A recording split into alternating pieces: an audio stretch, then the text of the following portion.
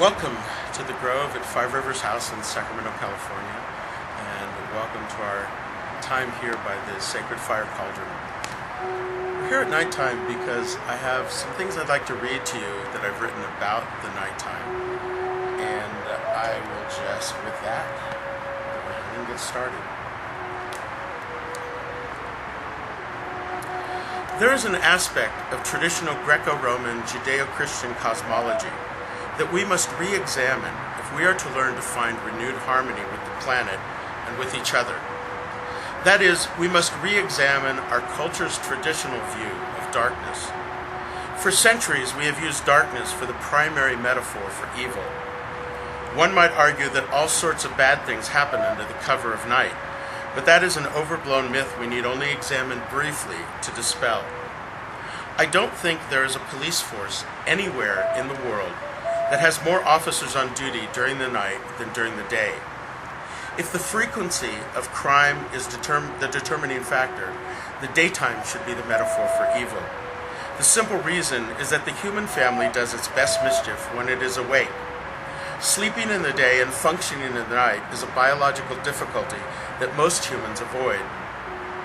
In warfare, it has only been in recent years that we can carry out major offensives in the nighttime, because we have the technology to make the nighttime mimic the day. What does that tell us? I suspect the motivation for the past 2,000 years of smear campaign against the night is rooted in the reverence for the night that was so much a part of the old religions. The night, of course, was associated with the power of the goddess, with her creative womb, the sanctity of rest, the need for personal communion with the divine one outside the company of others, the beauty of mystery, and the need for self-reflection and self-nurturing in order to face the human family as a whole person. The Romanized Church could not countenance such mushy, female, non-hierarchical heresy. It preferred its world of submissive women responsible for the world's descent into sin, its collective and prescribed prayer, and its God, who created all without the service of egg or womb. Its oppressive work ethic for the poor and for the middle class, if there must be such a thing. Its need to turn social interaction into rule-bound behavior to be monitored by the light of the sun. Its cynical use of self-loathing as a spiritual station in life, and its mysteries locked safely away in the cathedrals with the keys firmly and irrevocably in the hands of the priests. There is no controlling a population that preys on its own, honors its mothers, meditates on truth without the benefit of priest, prays in its own language, honors, loves, and nurtures itself, and has no need to fill the darkness and the mystery with malevolence in order to sanctify all that is light and sun and male. Our artificial hierarchies need such constant propping up and such defending.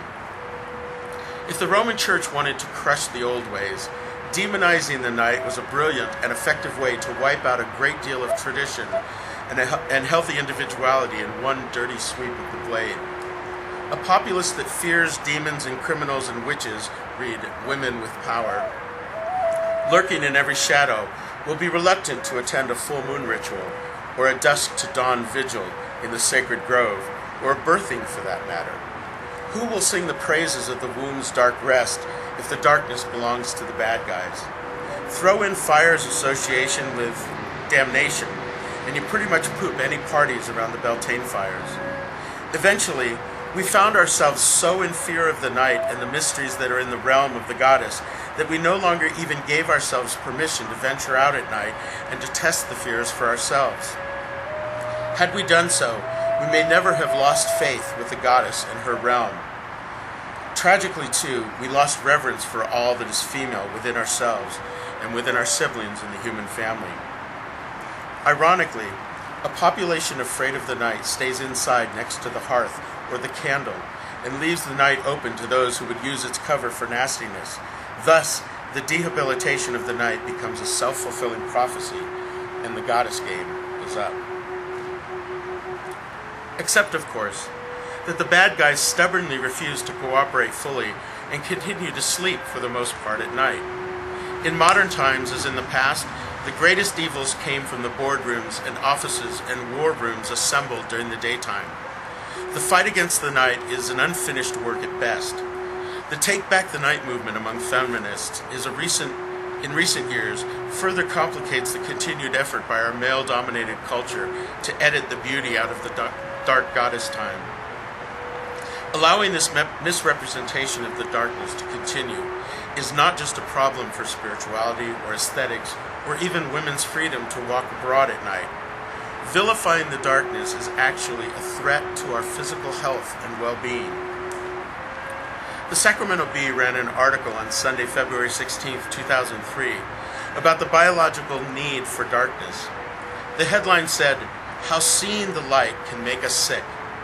A new study conducted by Nancy Clanton for the California Energy Commission and presented at a conference of the American Association for the Advancement of Science revealed that the bright artificial light at night can actually impair vision if it is too bright, as most box office parking lots and gas station lights are. And such glaring light can affect vision long after exposure to it, leading to increased risks of accidents. In addition to Clanton's research, George Brainerd, a neuroscientist and researcher at the Medical College of Thomas Jefferson University in Philadelphia, has found that women who work at a night shift and are exposed to very little darkness in a 24-hour period have a higher risk of breast cancer. He explains that melatonin, a hormone produced by the body, has been found to inhibit the growth of breast cancer cells. The body produces melatonin only in response to darkness. Our melatonin levels are high at night and low in the daytime. Exposing people to artificial light at night inhibits the production of this beneficial hormone and can lead to illness and even death. More study is needed to confirm these effects, but researchers are already theorizing that other vital bodily functions and other hormone production may very well be inhibited by too much light and not enough darkness. The federal government is funding several studies on the possible health dangers of not enough darkness and too much light, and more answers should be forthcoming in the coming years. In the meantime, Brainerd recommends that we all try to sleep in complete darkness. No lights on in the hallway, no night lights, just the darkness and the safety of it. Once again, science is discovering what the old wisdom tells us. It's all about balance, goddess and God, darkness and light. We must have sun to live in health, and we must have darkness as well. It's the way of things, and it always has been. Science shows how irrational our fear of the darkness is, but the greatest threat to the demonization of fully 1/2 of our time on the planet is the stubborn uncooperativeness of the night herself. She insists upon being what she is, and what she is beautiful.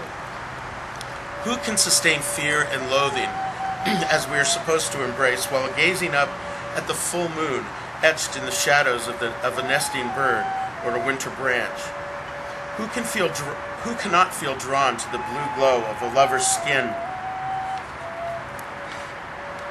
in the light coming through the window and on the sheets illuminated by the moonbeams, sighing through the open window as a household is laying down to sleep? Who can vilify the twilight that brings happy croak of the frog, the insistent clicking of the crickets, and the melancholy song of the wolf and the dancing fairy light of the firefly? Who can feel the coolness of a night breeze after a hot, dusty day and not know there is something profoundly blessed, healing, and cleansing in the darkness of the night? Who is immune to the magic of a child's giggling at hand shadows cast by a secretive flashlight onto the normally inanimate surface of the nursery wall? Magic and beauty. Therein lies the threat. Should we not question a system that forces us into silence about the glories of the night, that teaches us to call the dark times evil? May we restrain ourselves to stop speaking of the dark times in our history and call them what they are, the fear-mongering dominator times, the times of power so feebly conceived that it cannot countenance most of the human family and the experience without crying off with their heads. What a weak and fearful king we have allowed to rule us. It's time we learn to see him for the pathetic and foolish jester that he is. So, good children of the night and of the day, Good pagans and all, rest well each night in the dark womb of the mother, and be well. Peace of the sacred darkness to you.